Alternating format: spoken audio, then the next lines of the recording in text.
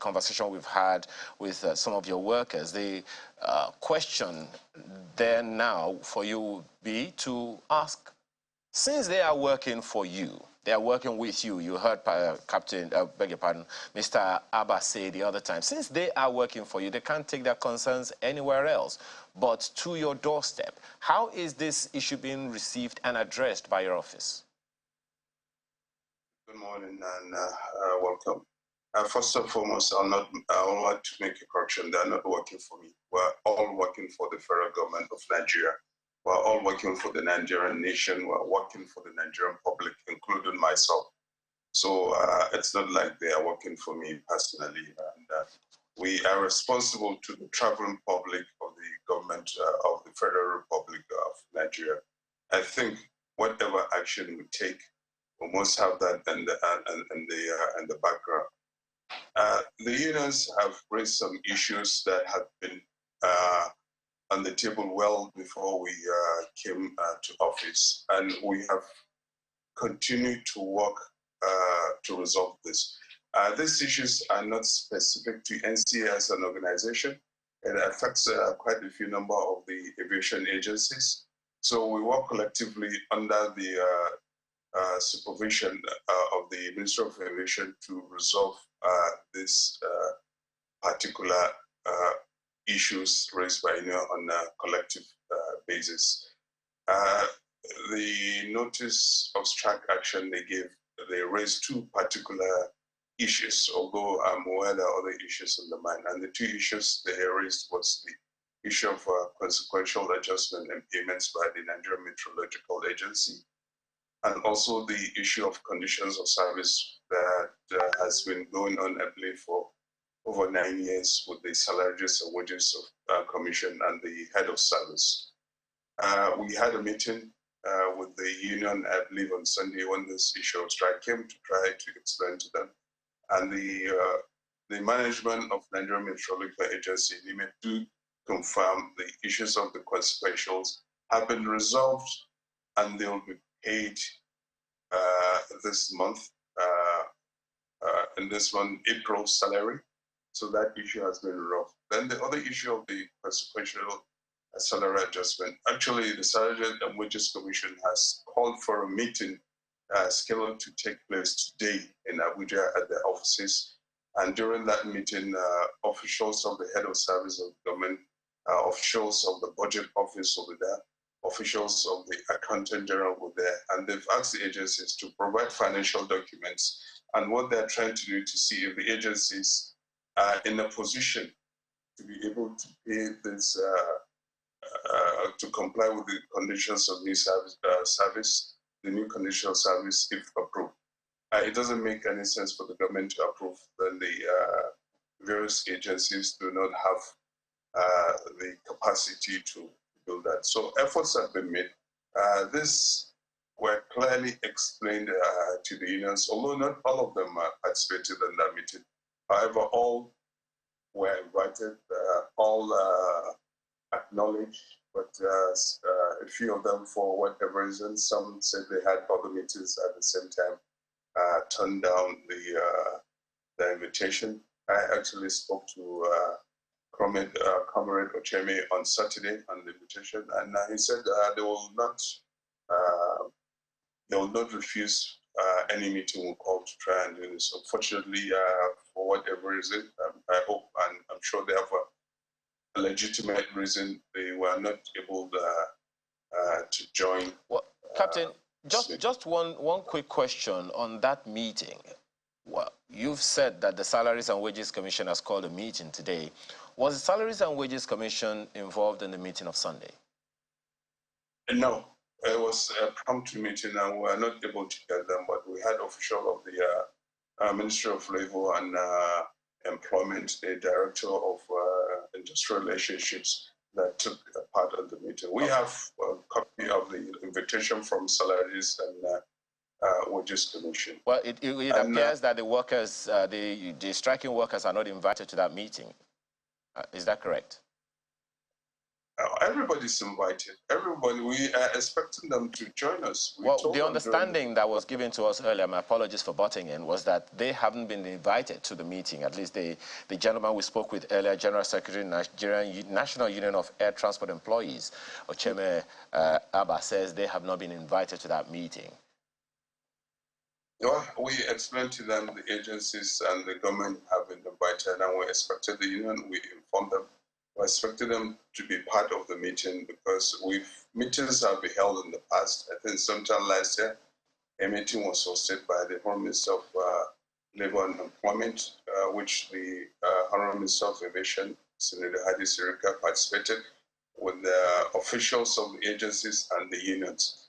Yes, I understand a bit of their frustration, the ongoing saga, but efforts have been made. And during our meeting on Sunday, the unions attended confirmed they do not have specific problems with the aviation, that's the ministry and the agencies, because they are quite aware of the concerted efforts have been made to resolve this. That was also represented earlier. My apologies for butting in again. That was represented earlier when we had this conversation with the gentleman.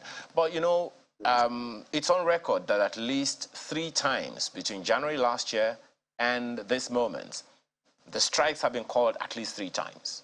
2 of those times, previous times, they suspended the strike based on, you know, results from the meetings. Perhaps it was because they weren't sure that this meeting, the meeting of Sunday was going to provide anything, you know, make any headway to them. That's why they didn't even allow themselves to be persuaded to call off the strike that is ongoing now.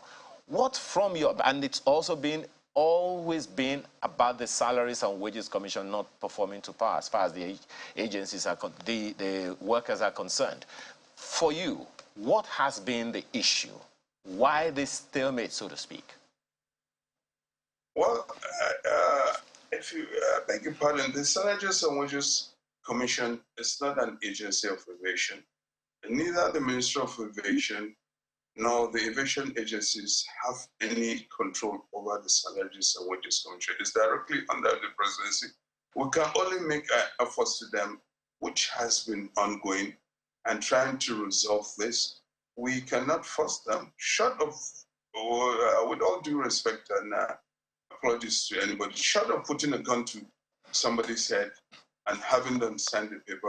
I think we've done, on the aviation part, we've done all our efforts. And I believe also the Salaries and Wages Commission, they have their own internal processes, which they must comply with.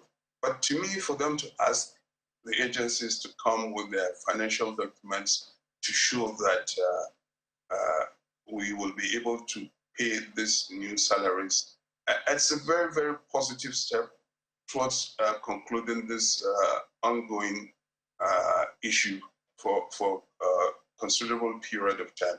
And I think since that has been, we should hold our guns and give opportunity for this meeting. Let's hear what would come out of the meeting. And in the meeting, all the relevant bodies, the head of service, the Attorney General's office, the budget office are going to be there. These are all the bodies involved in this matter. Since they are going to participate, I think we should have give this meeting an opportunity to see.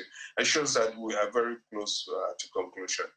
I understand the frustration of the unions, but going on strike, it's not the people you are complaining about that are affected. It's the innocent traveling, fare-paying passengers that will suffer from this strike.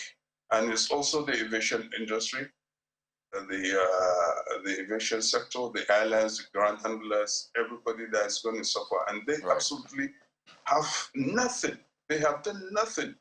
And this, I've spoken to the airlines, a lot of them, if they have their own way, they've even, some of them have even made pronouncements, comments to the National Assembly for the need to improve the conditions of the workers in the aviation industry. But those are the ones that are suffering. Well, Captain, you know, the aviation, yes. Pardon me, Mr. Abba earlier on was saying they didn't really intend to cause that much, you know, discomfort to the passengers. And he says that the area was militarized such that they couldn't picket the area they wanted to picket, so they didn't have any choice. And in fact, he spoke to that statement by the Minister of Aviation, and he said that, well, aviation is not essential service. He described the minister's description of aviation as an essential service as a fallacy. But, you know, this conversation keeps revolving around the passengers. You know, we call them innocent passengers.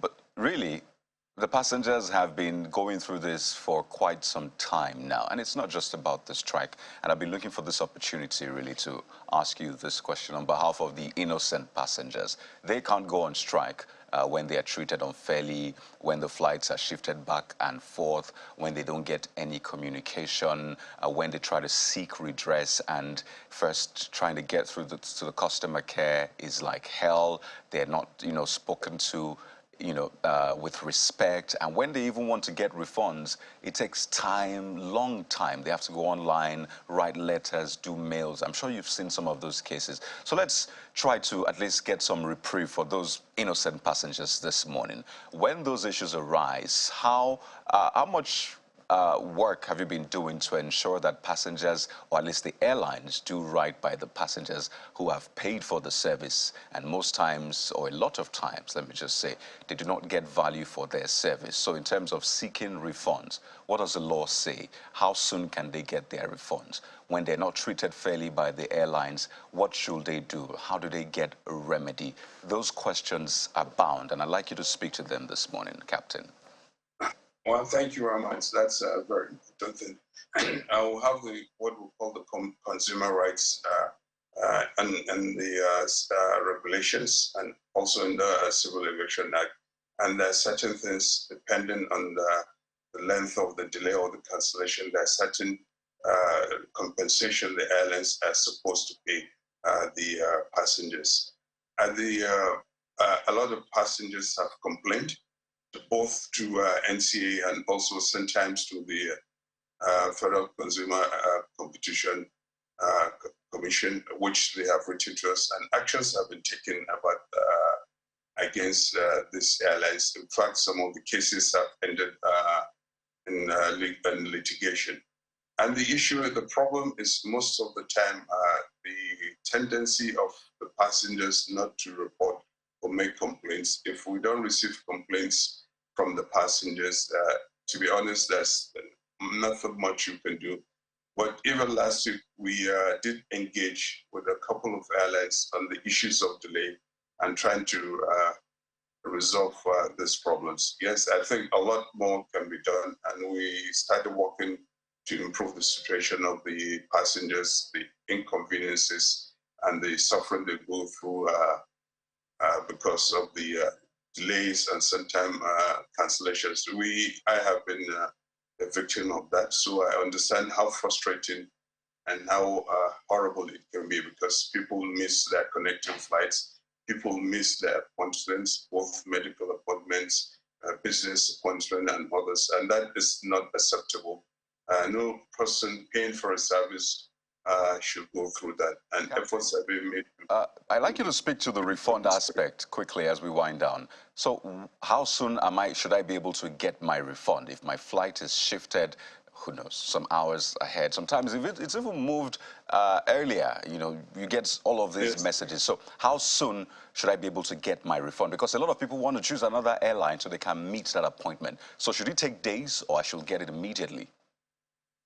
Well, it should be immediately, and we're currently reviewing our regulations to review the what's there in the past that gives some days. And I don't think it's fair if my flight is cancelled, and what we have with the new regulation that will be signed into law very soon when it's all cleaned up.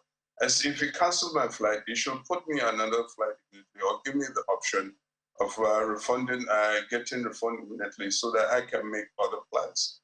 I absolutely agree with you, and the efforts have been made. We just had a stakeholders meeting on this issue about sometime last week, and a review of regulations to update this and make it easier. The passengers, without the passengers, we don't exist. And exactly. In fact, the passengers are those who pay our salaries. The majority of the entire generated revenue of NCA, 80% or more, It's from the 5% paid by the passengers, so they pay a salary. Perhaps in the same vein, just this one, and please take it in 10 seconds if you can. Dr. Gabriel Lowo, president of Aviation Roundtable, once said, asked the question, who takes responsibility for financial losses when there are strikes? He also cited an example, for instance, of a domestic carrier reportedly losing 500 million naira due to MM2's shutdown. In that instance, can you hazard a guess as to how much is lost when there is a strike? Honestly, I cannot, but it's certainly in the billions when you have a strike every day, from direct losses to the airlines and indirect losses to the economy, because when people miss their connections, a lot is lost. I can't see, but I can guarantee you it's in the billions. In the billions, can you hazard one figure, 1 digit, 2 digit billions? I can't, at least over $1 billion. At least, but I think I'm being very, very conservative. If you look at the direct and indirect losses. Well, we look forward to, thank you so much, Captain. We look forward to the resolution of these issues, perhaps hopefully at the meeting that you mentioned this morning. Captain Musa Nuhu, Director General, Nigerian Civil Aviation Authority, thank you so much for your time and your perspectives this morning. Thank you. If you can just give me a second to make one comment. The meeting today is a process. Once the Salary and Wages Commission gives go ahead, these agencies can pay this money, and the condition they approve that goes to the head of service to approve the conditions of service. So it's a two-part process. Today's meeting is to determine the ability of the agencies to pay. Once it's done, then the head of service will use that input to approve the conditions of service. So if we tell you today everything is going like how long will that take, Captain? 1 month, 2 months? Sir, I don't work in the office of the head of service. Okay. All I know that we'll push it for it to be out as soon as possible, because the workers have bared enough, and I think this should be ended as soon as possible. Thank you so much for your perspectives again, Captain Nuhu. Thank you. We're back after now to take on another issue. Please stay with us.